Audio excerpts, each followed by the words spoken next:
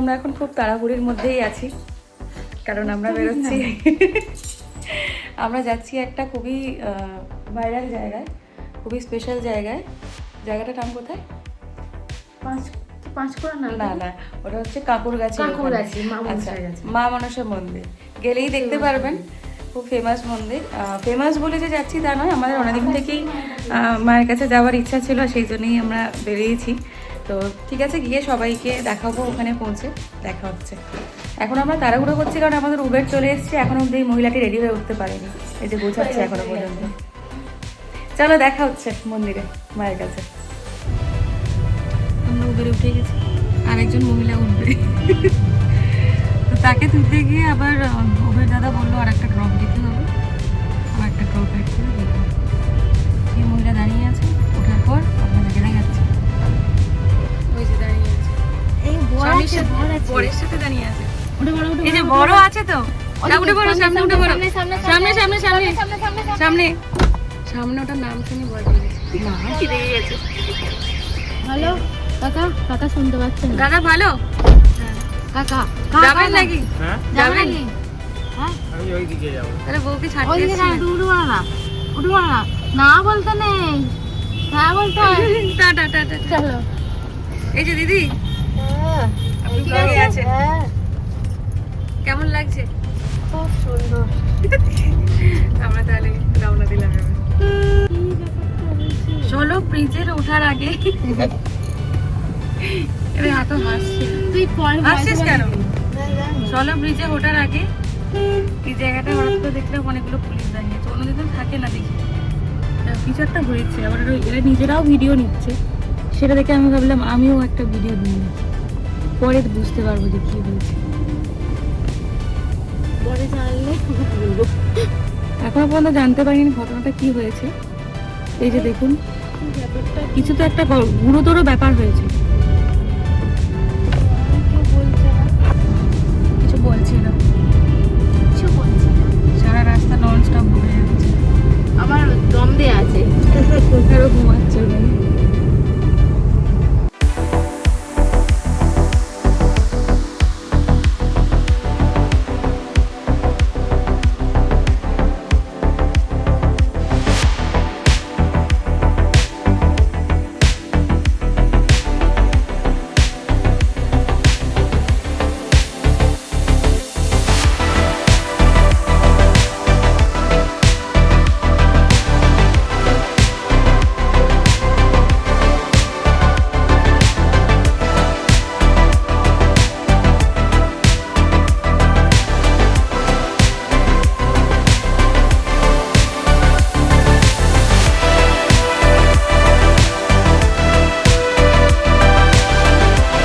প্রচুর রোদ, চলে এসেছি আমরা তিনজনে। এই তো আমরা পৌঁছে গেছি, কাকুর গেছি।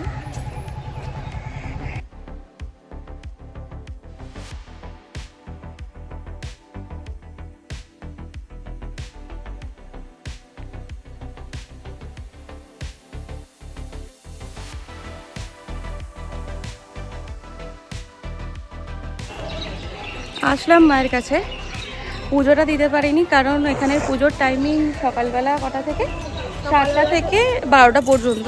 11টা, 11:30। ওখানে লেখা আছে 12টা পর্যন্ত, এবার এরা বলছে যে 11:30 পর্যন্ত।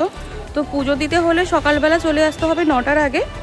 সকালে টোকেন দেওয়া হবে, টোকেন দেওয়ার পর ছোটো থেকেই টোকেন দেওয়া হয়, 15 জনকে দেওয়া হবে। 15 জনকে টোকেন দেওয়া হবে 9টা পর্যন্ত। তারপর 9টা থেকে পুজো শুরু হয়, তারপর বন্ধ হয়ে যায় 11:30টার পর। আবার বিকেলবেলা 4টে থেকে সন্ধ্যাবেলা 6:30 পর্যন্ত, 6:30 7টা পর্যন্ত দর্শন চলে। কিন্তু তখন পুজো দেওয়া যায় না সন্ধ্যার পর, মানে বিকেলের পর, তখন শুধু ধূপবাতি দেওয়া যেতে পারে।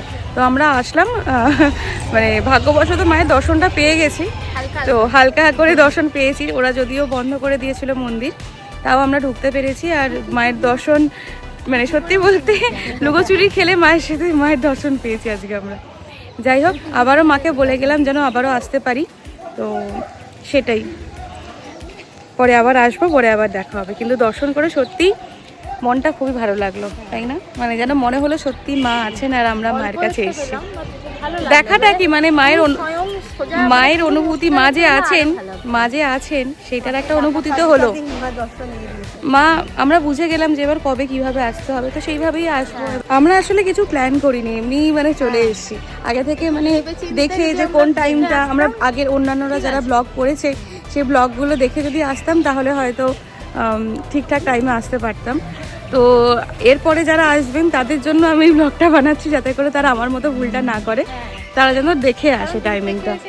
দূর থেকে এসে যদি দর্শন, আমরা তাও মানে আজকে একটু হলেও দেখতে পেলাম, তারপর আবার আমরা যে মনটা একটু হলেও কেমন লাগে, মানে সেটাই মাকে দেখতে পেয়েছি, এবার হালকা হালকা তো দেখতে পেয়েছি না। এবার আমরা পরেও আবার আসতে পারবো, সেটা নয়, আমরা চেষ্টা করবো আবার আসার কাছাকাছি। কিন্তু যারা অনেকটা দূর থেকে আসেন তাদের আমার মনে হয় একটু টাইমটা দেখেই আসাটা উচিত, কারণ এসে না দেখে ফিরে গেলে সেটা খুবই খারাপ লাগবে। এবার দর্শন করে আমরা এবার যাচ্ছি কিছু খাবার খাবো, কোথাও লাঞ্চ করব, করে তারপর আজকে আমরা বাড়ির দিকেই রওনা দেবো। মাকে বলেছে যে মা আমরা যেন আবারও আসতে পারি, তো দেখা যাক মা কবে আবার ডাকে আমাদেরকে। মা যদি নয়, মা আবার ডাকবে আমাদেরকে, আমরা মাকে বলে এসেছি, তো সেই মতো আমরা আবার আসবো। আমরা নাস্তা করতে এসেছি, নাস্তায় তো রাস্তায় হাঁটতে হাঁটতে সামনেই দেখলাম এই রেস্টুরেন্টটি আছে, ওরা দেখুন ছবি তুলতেই ব্যস্ত। যাই হোক, এখানে কিছু খেয়ে দেন আমরা বাড়ি থেকে আজকে রওনা দেবো।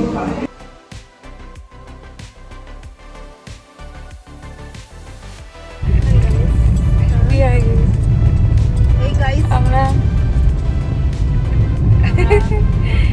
খেয়ে দিয়ে ঘুমের দিকে চলে যাচ্ছি। আমরা এবার বাড়ির দিকে রওনা দিয়েছি, খাওয়া দাওয়া হয়ে গেছে আমাদের।